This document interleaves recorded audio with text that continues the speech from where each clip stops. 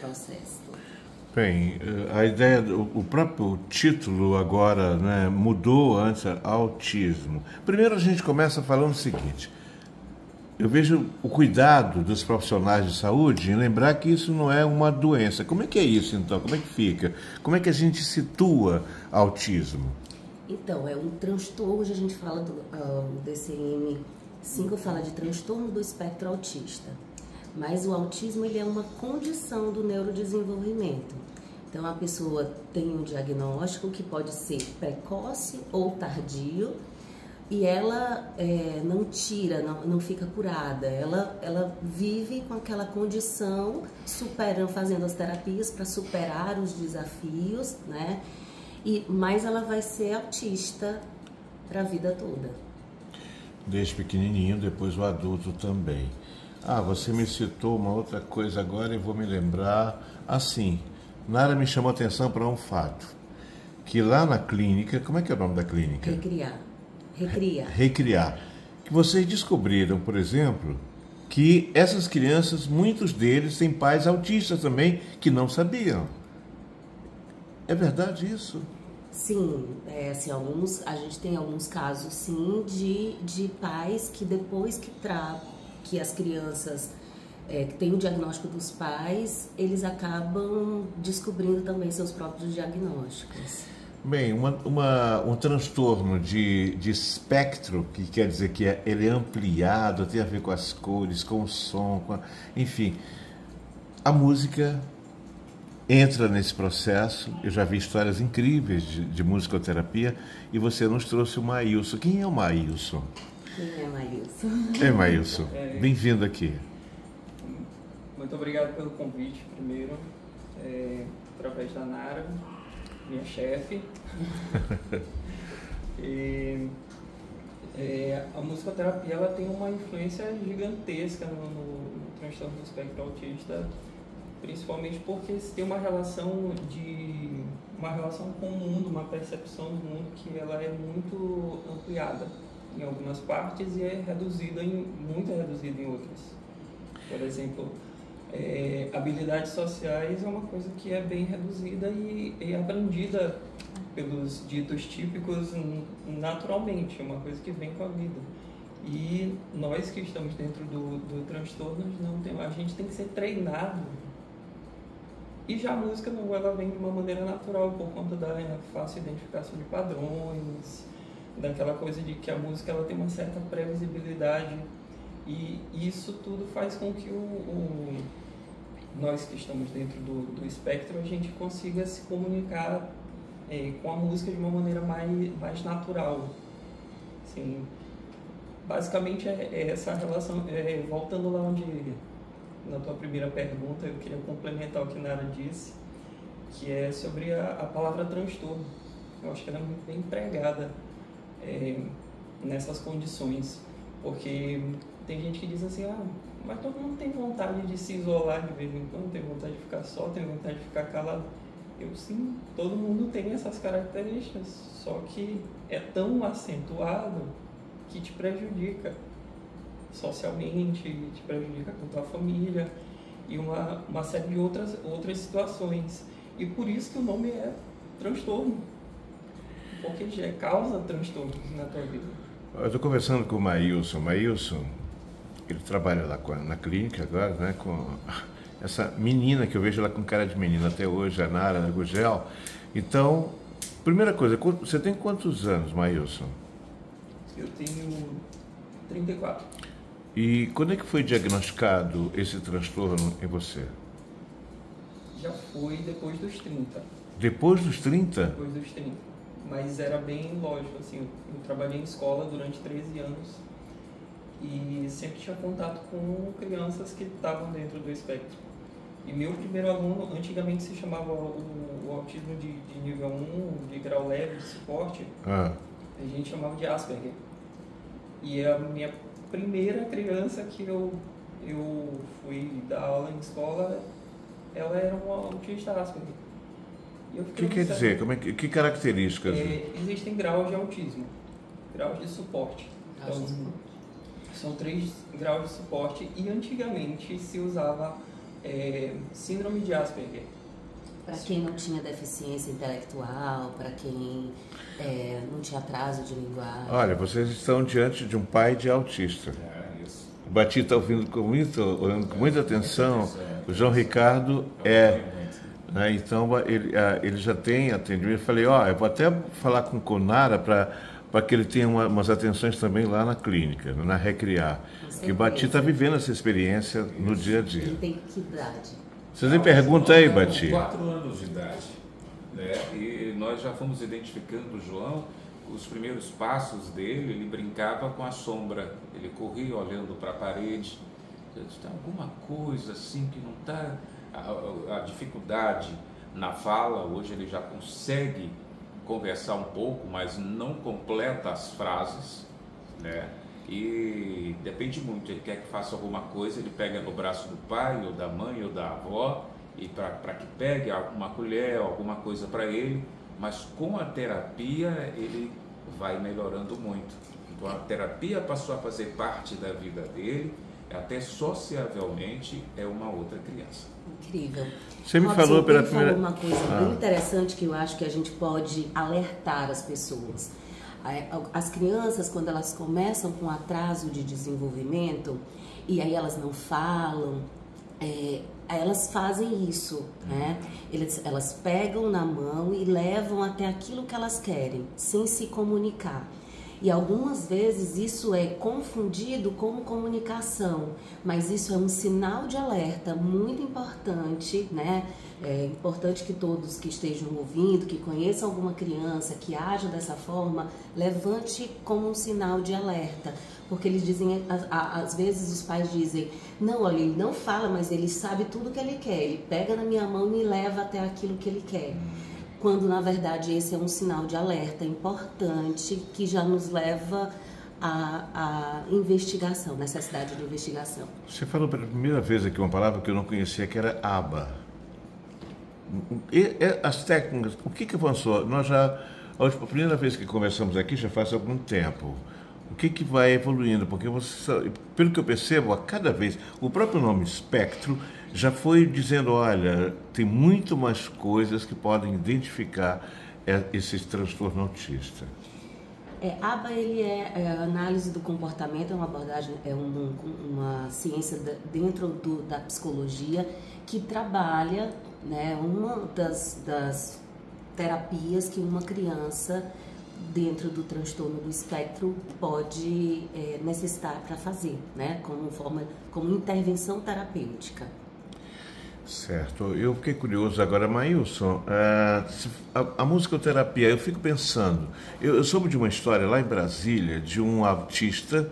Eu tenho uma amiga que tem uma filha que não é autista, ela teve paralisia cerebral, aquela ausência de oxigenação e tal, mas ela me disse que fez o contato lá em Brasília, nas reuniões que ela participa pelo Brasil, e o garoto tinha 25 anos, já um homem, 25 anos, e ele então fazia musicoterapia. A musicoterapeuta, inclusive, ela utilizava os sons atrás dele, não sei se é uma técnica, não sei, e um dia ela tocou uma música e ele se virou, porque ele não vira.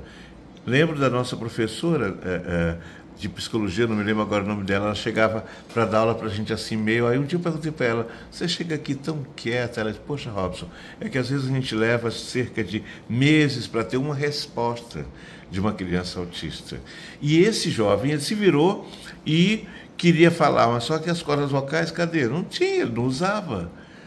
E aí ele começou a trabalhar uma fonoterapia, né? E depois de um tempo, a primeira coisa que ele disse, eu sabia tudo, eu ouvia tudo, mas eu não queria falar. E ele criou, inclusive, uma banda de rock. Ele deve estar agora, eu acredito, já com quase 50 anos. E ele criou até uma banda de rock em Brasília. O que é essa música? A gente não sabe direito, Maílson. Que músicas que você usa? Você escolhe uma música, por exemplo, como é que é isso? A gente trabalha muito com o que a gente chama de ISO, que é ISO é a identidade sonora, é uma sigla para identidade sonora que a gente usa dentro de cada caso. Então, cada caso ele vai ser um caso. Tem criança que vai preferir som baixinho, já tem criança que tem pouquíssima idade que já prefere um rockão mesmo, tronando. E E cada caso ele vai ser estudado assim, por isso que é um atendimento tão personalizado, tão cuidadoso com cada caso, porque a gente observa que além dessa identificação tem muita criança que tem uma hipersensibilidade auditiva. Isso atrapalha, quer dizer, Isso ele se atrapalha assusta, muito. bota a mão nos ouvidos, Isso. é comum essa cena? Isso, e atrapalha o convívio social. Porque uma escola, hoje em dia, o ambiente da escola é altamente barulhento, é cheio de hiperestímulos, que a gente chama, e atrapalha uma série de convívios, tipo aniversário, ir no shopping. Eu, pelo menos, vou no shopping, mas eu fico altamente hiperestimulado com tudo que está acontecendo, porque o ouvido quer dar sentido a tudo, né? Que não presta atenção em nada, mas é porque a gente quer dar sentido a tudo que a gente está ouvindo e prestar atenção. Então é um boom de informações assim gigantesco. Eu perguntava uma vez para uma psicóloga, ela disse, Robson, porque o cérebro dele processa 10 elevado a 35. Quer dizer, cada coisa vocês querem, é como se vocês pudessem isolar tudo que vocês quisessem para dar uma resposta, enfim. É mais ou menos como se a gente tivesse uma mesa dessa, De som. uma mesa de som dentro da cabeça, porque a gente consegue ouvir tudo ao mesmo tempo e consegue meio que processar tudo, só que isso é altamente cansativo. Assim, para mim, que tive um treino auditivo desde muito cedo, estudei música desde os 8 anos, e essa eu acho que foi a grande salvação assim da minha vida social, foi a música. E eu, como tenho o ouvido treinado, eu consigo meio que disfarçar esse hiperestímulo, né? Por conta de um treino muito grande durante a vida. Mas que a gente sabe que a realidade hoje da maioria não é essa. E aí, Robson, ele coloca uma coisa muito importante para a gente falar, é que ele tem essa característica, né? Cada autista é uma pessoa diferente da outra. Então, existem os critérios de diagnóstico, existem, mas existe, por isso, né, o termo do espectro, existe uma combinação de características que vai tornar cada indivíduo diferente do outro. Então, essas características que Mailson fala está associado ao processamento sensorial. Então, ele percebe dessa forma. Outros autistas vão perceber de formas diferentes. Vão até se sentir meio agredidos com determinado tipo de som. Ou não vão perceber, não vai ser essa o transtorno, ou a dificuldade de processamento sensorial que vai apresentar. Pode estar relacionado a cores, pode estar relacionado a alimentos, né? Quando a gente tem as seletividades alimentares. E uma coisa muito importante para a gente desmistificar é que não é frescura, não é preguiça, não é bobagem, não é mimimi. Tem a ver com a forma desse indivíduo de perceber e responder ao ambiente. Ainda há pouco tu falaste sobre colocar a mão no ouvido. Antigamente, nas terapias, a gente tirava a mão da criança do ouvido, sem compreender que essa é uma forma de regulação dos estímulos que chegam até ela. Então, se essa criança está colocando a mão no ouvido, ela está mostrando para a gente de que esse estímulo ambiental está demais. E aí a gente precisa de estratégias para melhorar esses estímulos. Então, ao invés de tirar a mão da criança do ouvido, a gente perceber em que momento ela está fazendo essa colocação e poder ofertar, por exemplo, um headphone que abafe o som, diminua essa entrada, vai levar para o shopping, é muito estímulo, a criança se desorganiza, pode colocar um óculos escuro, o headphone, ou outras estratégias que vão ser, que é importante, as terapias, para que os profissionais possam orientar, né, os pais, terapeutas ocupacionais, fono, psicólogos, orientar os pais de como melhor proceder para que esses estímulos sejam minimizados, esses incômodos, porque, como o Mailson colocou, quanto mais você exposta a esses estímulos, isso é cansativo para a criança e daqui a pouco a criança pode reagir com irritação ou até um grau de agressividade e a gente não entende por que aquilo aconteceu. A gente acha que é a criança e a gente acaba fazendo o estereótipo da criança agressiva, quando na verdade ela está respondendo a um ambiente que está sendo agressivo para ela. E aí que entra o trabalho da musicoterapia junto com a esteose também, que toda essa parte de expor a criança de uma maneira segura, de uma maneira até respeitosa a ela, de expor ela a esses sons que são sensíveis, a gente faz através de sensibilização. E que aí entra a nossa parceria TO, musicoterapia, ABA também. Bem, o meu tempo está estourado aqui. Eu, inclusive, quero dizer que eu filmei aqui a Nara e o Maílson para que a gente possa, eu vou disponibilizar em seguida no meu Instagram, Robson Júnior na Rede. Todo mundo junto para que vocês possam ouvir com atenção, porque tem dicas valiosas aqui para aqueles que ainda não foram levar as crianças para um atendimento, que eu acho que é importante. Desde cedo, eu vejo falar muito de estimulação precoce, que a gente ouviu muito na terapia ocupacional, na formação. A estimulação precoce, como ela é importante. Eu tenho um lá em casa, na família eu tenho pelo menos 2 autistas. Um agora foi identificado aos 30 anos também. Ele era muito arredio, mas de uma inteligência fabulosa. Ele já cria aplicativos, está trabalhando comigo, inclusive no meu podcast que eu criei, o Cidade Invisível, ponto oficial. É o Christian. Então o Christian tem uma concentração absurda, coisa que a gente não tem. Eu não, eu acho que eu sou até TD, como é que é? TD? H. Eu sou, às vezes eu começo uma coisa, às vezes eu paro, penso que não, meu Deus, eu tenho que voltar, deixei aquilo. E isso é bem característico. Eu descobri isso na conversa do meu irmão. O meu irmão também descobriu que tem um pouco disso, o pai do Christian. Então aí, quando você falou aquilo, eu falei, nossa. E meu irmão foi fazer a terapia do Christian e acabou sendo envolvido pela terapia e percebeu, também fazendo uma análise, que ele também tem essas dificuldades e está adaptando. Acho que isso é muito interessante. Eu espero que, primeiro, agradecer a presença de vocês dois aqui, que isso possa servir para as pessoas que têm ainda os seus filhos autistas, na descoberta, como você falou. Mas esse menino é muito cheio de mimimi. Não é mimimi. Não.